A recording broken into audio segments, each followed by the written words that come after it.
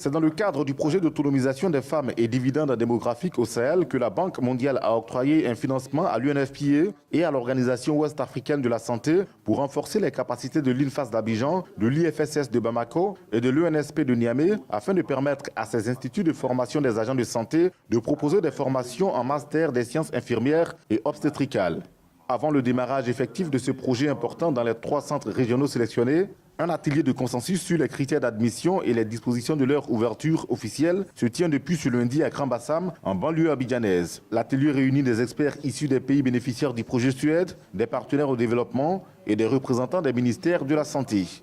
Nous sommes ici pour justement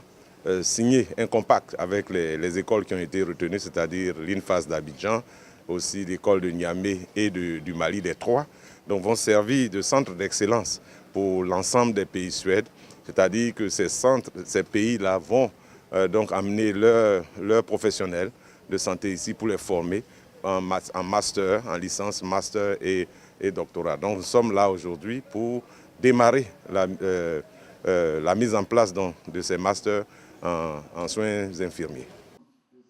La situation de la santé de la mère et de l'enfant demeure préoccupante en Afrique de l'Ouest et du Centre, où on enregistre, selon les indicateurs de la santé maternelle, les forts taux de décès sur le continent. C'est pourquoi le représentant de la ministre ivoirienne de la Santé et de l'Hygiène publique salue la tenue de cet atelier qui permet de mener des réflexions sur l'ouverture de ces centres d'excellence en 2019. C'est un point d'honneur que nous mettons à encadrer cette activité, puisqu'elle concourt à la réduction de la mortalité maternelle dans nos États et surtout qu'elle va relever la compétence de nos sages-femmes.